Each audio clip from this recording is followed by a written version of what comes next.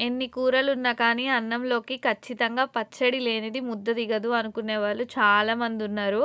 అలాంటి వాళ్ళ కోసం నేను ఇవాళ అయితే క్యాలీఫ్లవర్ పచ్చడినైతే చూపిస్తున్నానండి. ఇది టేస్ట్ అయితే చాలా బావుంటుంది. అండ్ అలాగే ఒక 10-15 డేస్ నిల్వ కూడా ఉంటుంది ఈ పచ్చడి.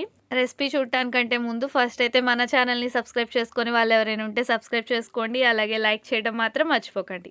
ఫస్ట్ అయితే మంచి క్యాలీఫ్లవర్ ఒకటి తీసుకొని దాన్ని ఇలా పీసెస్‌గా అయితే కట్ చేసుకొని వాటర్‌లో అయితే ఒక 10 మినిట్స్ నానపెట్టండి.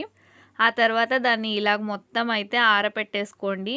మొత్తం ఎక్కడ తడి లేకుండా మొత్తం ఆరబెట్టిన తర్వాత ఇలాగ ఒక గిన్నెలోకి ఆ క్యాలీఫ్లవర్ మొత్తం తీసుకొని అందులో ఉప్పు, కారం అండ్ అలాగే ఆవాలు, మెంతులు మేమైతే పౌడర్ చేసి ఉంచుకున్నాము. ఆ మెంతుపిండి, ఆవపిండి అయితే వేసేసుకోండి. వేసుకున్న తర్వాత కొంచెం నూనె కూడా వేసి బాగా అయితే కలపండి. ముక్కలకి పట్టేలాగా బాగా కలిపుంచుకోవాలి. అలా కలుపుకున్న తర్వాత మనం కొంచెం తాలింపు పెట్టేసేసుకొని తాలింపులోనే కొంచెం ఇంగువ అయితే వేయండి. మనకి స్మెల్ కూడా బావుంటుంది. అలాగే ఇంగువ వేసి తాలింపు పెట్టుకున్న తర్వాత ఆ తాలింపుని ఇందులో వేసేసి అయితే బాగా అయితే కలపండి.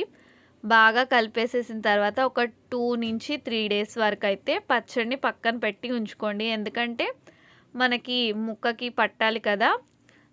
అండ్ అలాగే నేనైతే లెమన్ అయితే పిండుకోలేదు. చాలామంది లెమన్ కూడా పిండుకుంటారు. ఇలా పచ్చడి మొత్తం కలిపేసిన తర్వాత కొంచెం నిమ్మకాయని పిండుకుంటే అదొక టేస్ట్ అయితే ఉంటుంది. నాకైతే నిమ్మకాయతో కన్నా ఇలా నిమ్మకాయ లేకుండా అయితేనే టేస్ట్ బాగా నచ్చింది.